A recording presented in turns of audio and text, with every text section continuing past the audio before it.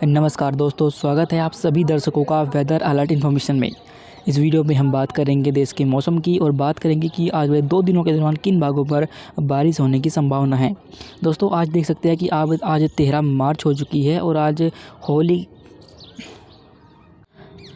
दोस्तों आज 13 मार्च हो चुकी है और इस रिपोर्ट में हम जानेंगे सबसे पहले कि इस समय जो वेदर सिस्टम है वो कहाँ-कहाँ पर बने हुए हैं, क्योंकि जहाँ पर वेदर सिस्टम बनते हैं उन्हीं भागों पर बारिश होने की संभावना होती है, क्योंकि वहीं पर ही जो हवाएं होती है वो एंटी क्लॉकवाइज घूमती है, जिससे कि बारिश की जो प्रोबेबिलिटी होती है उन इलाकों पर बढ़ जाती है।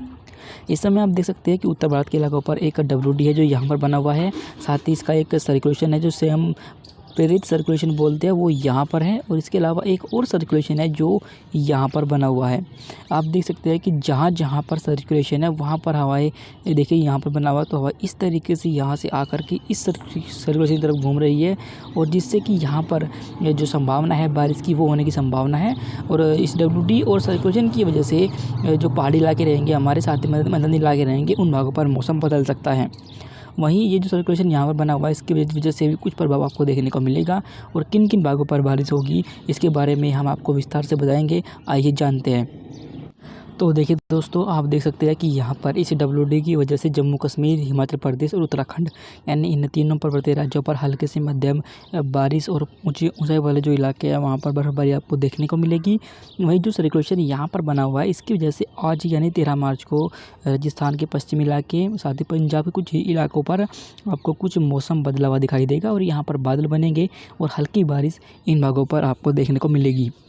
वहीं जो देश के हमारे अन्य इलाके आते हैं जैसे कि गुजरात और मध्य महाराष्ट्र वाले इलाके, इन भागों पर इस समय भीषण गर्मी पड़ रही है, क्योंकि यहाँ पर जो हवाएं आ रही है वो कुछ इस तरीके से, यानी ये जो हमारा इलाका आता है पाकिस्तान वाला, यहाँ से इस तरीके से यहाँ पर काफ़ी गर्म हवाएं आ रही है, जिससे कि यहाँ पर ये जो तापमान है वो इतना ज़्यादा बढ़ा हुआ है।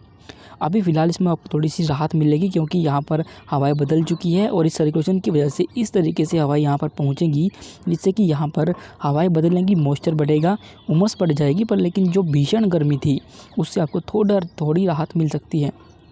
हरियाणा के उत्तरी इलाके, पश्चिम उत्तर प्रदेश पर भी हल्की बारिश हो सकती है। यहाँ पर भी आज शाम या रात के समय आपको मौसम बदला हुआ दिखाई देगा और बारिश आपको देखने को मिलेगी।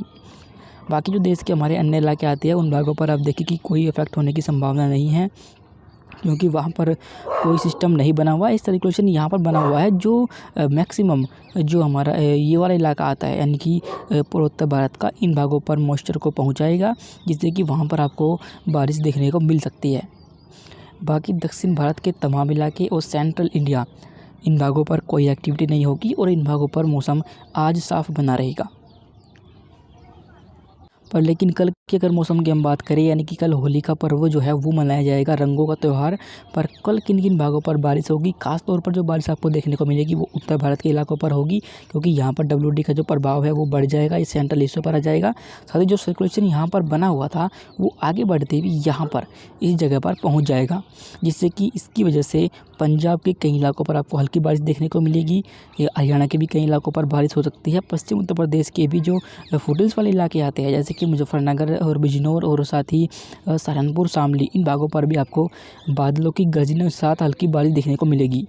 दिल्ली के इलाकों पर भी बहुत हल्की बौछारें या ड्रिजल हो सकते हैं, क्योंकि ये भी कुछ अफेक्ट हो सकती है सिस्टम की वजह से। बाकी जो अन्य इलाके आते हैं हमारे जैसे कि दक्षिणी राजस्थान, गुजरात, मध्य महाराष्ट्र, इन भागों पर इस सिस्टम का कोई प्रभाव नहीं होने वाला और इन भागों पर मौसम साफ रहेगा। बिहार और आसपास के जो इलाके आते हैं इन भागों पर कुछ हल्की बारिश हो सकती है, पर वो 15 मार्च के आसपास होगी। 14 मार्च को संभावना बेहद कम है और आप यहाँ पर जो होली का जो त्यौहार है वो आसानी से मना सकते हैं और कोई भी आपके यहाँ एक्टिविटी देखने को नहीं मिलेगी। बाकी सेंट्रल इंडिया पर भी अब हवाल ऐसा ही मौसम बना रहेगा, कोई एक्टिविटी नहीं होगी, गर्मी बढ़ेगी। वहीं गुजरात और जो मध्य महाराष्ट्र के इलाके आते हैं इन भागों पर काफ़ी गर्मी बढ़ रही थी, पर अभी इन भागों पर राहत रहेगी 2 दिन। और साथ ही हम आपको बता दें, पर जो हवाएं इन भागों पर आएगी मॉइस्चर वाली, इनसे इन इलाकों पर उमस बढ़ेगी जो आपको काफ़ी परेशान करेगी। दक्षिण भारत के इलाकों पर जो भारी बारिश हो रही थी वो अब कम हो जाएंगी, क्योंकि जो सिस्टम यहाँ पर बने हुए थे आगे मूव कर चुके हैं, इसलिए इन भागों पर भी आपको कोई प्रभाव देखने को नहीं मिलेगा और इन तमाम इलाकों पर मौसम बिल्कुल साफ बने रहने की संभावना हमें 14 मार्च को दिखाई देने लगी है। पूर्वोत्तर भारत के इलाकों पर WD का कुछ प्रभाव यहाँ पर रहेगा, जिससे कि इन भागों पर हल्की बारिश हो सकती है ऊंचाई वाली पहाड़ियों पर, और कहीं कहीं पर बहुत हल्की बर्फबारी भी आपको देखने को मिलेगी। जम्मू कश्मीर पर हल्के से मध्यम से लेकर कहीं कहीं पर भारी बारिश और बर्फबारी हो सकती है। हिमाचल प्रदेश पर भी भारी बर्फबारी की संभावना है। और जो उत्तराखंड की ऊंची पहाड़ियाँ आती है, यहाँ पर लाइट टू मॉडरेट रेनफॉल और स्नोफॉल आपको देखने को मिल सकता है कल। अभी हम आपको बता दें कि ये प्री मानसून सीजन है, और अब जैसे जैसे हम आगे बढ़ेंगे इसमें और तो जो एक्टिविटी है प्री मानसून की वो थोड़ी और इंटेंस हो जाएगी। साथ ही जो पूर्वी भारत का इलाका आता है हमारा, जैसे कि ये वाला इलाका, इन भागों पर आपको काल बैसाखी देखने को मिलती है। और अभी इन भागों पर ऐसी एक्टिविटी नहीं हुई है, पर लेकिन अप्रैल के दौरान इन भागों पर ये एक्टिविटी काफ़ी इंटेंस हो जाती है। अभी इसके बारे में हम आपको लगातार अपडेट करते रहेंगे। अभी फ़िलहाल के लिए इस वेदर रिपोर्ट में अभी के लिए बस इतना ही। धन्यवाद।